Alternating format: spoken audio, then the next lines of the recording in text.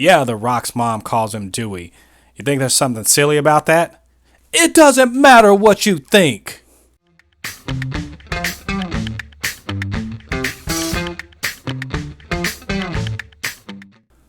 Welcome back, all you Fabricans and Fleshbags, to the super not funny show reviews.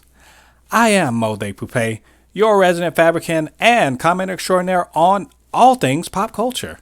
And today we're going to be talking about episode 5 of Young Rock, coming to you from NBC, streaming on Peacock and on Hulu. And this episode is titled, Don't Go Breaking My Heart. So, was it good? Was it bad? And should you be watching? Stick around because I have opinions. If you smell what Young Rock is cooking. Don't Go Breaking My Heart is the name of this episode. And we're following Young Rock in the aftermath. A couple episodes ago when he punched the crap out of the dude for calling wrestling fake. And he did it in front of the girl, what he calls fine ass Karen. And so we see in this episode the aftermath of that particular incident.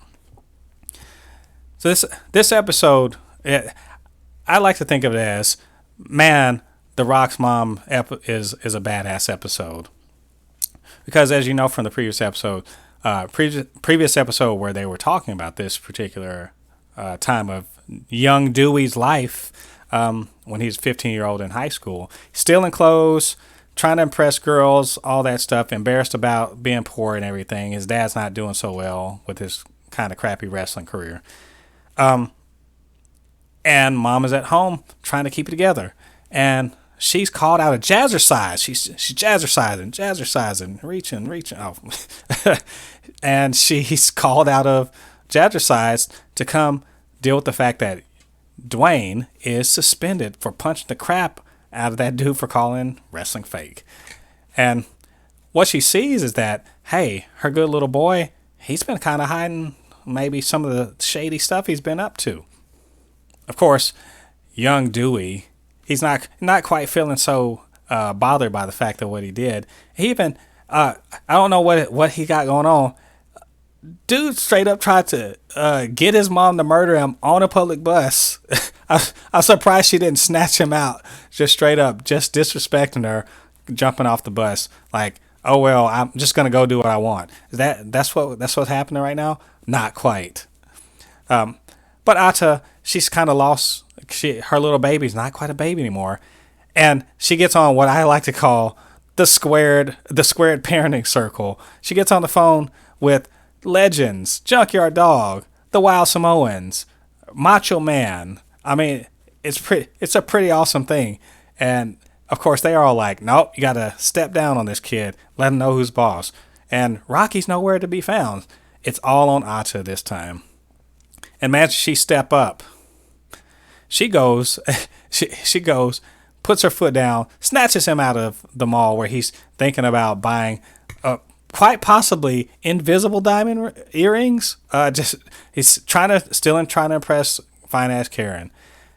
Invisible diamond earrings. They're so small that only a woman that can really loves diamonds can actually see them. And she proceeds to make him go and work off his debt. He has to start his 2-month grounding by working and doing her job at her rich employer's house.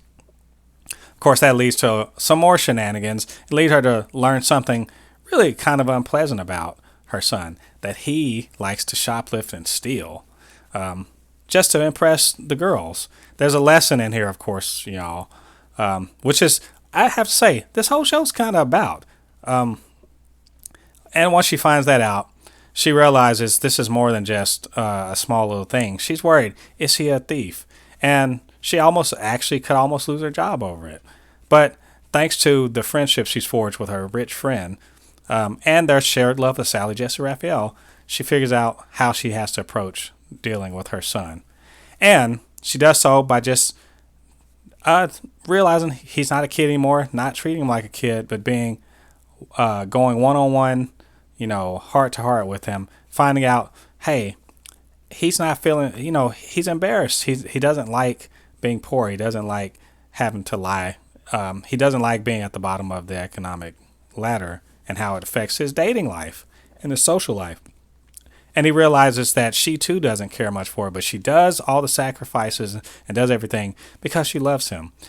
And they come to an understanding. And instead of going on the double date where he was going to sneak out of the house, he instead spends the night with his mom. And in my opinion, just strengthens their bond as mother and son. And of course, he learns, that where his true strength comes from, not just from his dad, but from his mom, who was strong and had to keep it together. And as The Rock says, he has such respect for the women and the strength that they have because he had so many strong women in his life. And that, I think, is the reason why this entire episode is less about Dwayne. And I mean, he's in there. It is the young Rock, but it really is about how awesome his mom was and keeping it together and really helping to forge who he is as a person. And of course, and this is all framed by the whole presidential contest and his looking for a running mate. And at the end, we get a great cameo by his mom, his actual mom, the real Atta, talking to her son. All the way around, I adored this episode. This episode's so good. There's so many funny things in it. It is so heartfelt. This is why this show is so good. It just makes you know someone you already like. You get to know who they are, what made them who they are. But more importantly, you get to know who the people are that help make them who they are. And this whole episode was, like I said, just about his mom. It just really made you feel good. It was funny in many ways. That last episode wasn't as funny, but this was funny in many ways. They had, some nice moments. They sang "Don't Go Breaking My Heart," one of my favorite songs. They sang it on the ukulele. So it's all nice. Look, what's not to like about that? You got cameos by old school wrestlers. You got Dewey he's being Dewey. I'm calling him Dewey now. You got young Rock, being his ridiculous self and then coming to his senses. And you have his mom just stepping up and being awesome. And there's, some threads that are being laid out for future episodes. So just all around, great episode.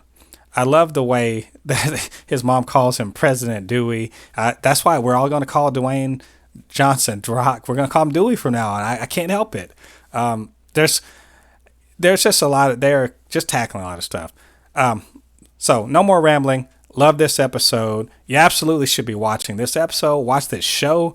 Young Rock is great. I cannot imagine that they're not going to renew this for another season. It's got to happen. Just the same way that I say President Rock, President Dewey, President Dwayne Johnson has got to happen. I'm demanding it right now. I'm calling it right now. He's got my vote as of now. So you guys go check out Young Rock, just like I did. So what did you guys think about this episode? And what did you think about my review? Why don't you hit me up down in the comments. Let me know what you think. Or if you want to have a longer message, shoot me an email, supernotfunnyshow@gmail.com, or on Twitter @supernotfunnys1, and we could chop it up about Young Rock and how great it is. Honestly, a show that I figured I would like, but I like so much more than I had any expectation of. So really awesome. Glad I'm watching it. And if you're not subscribed, what are you doing? Huh?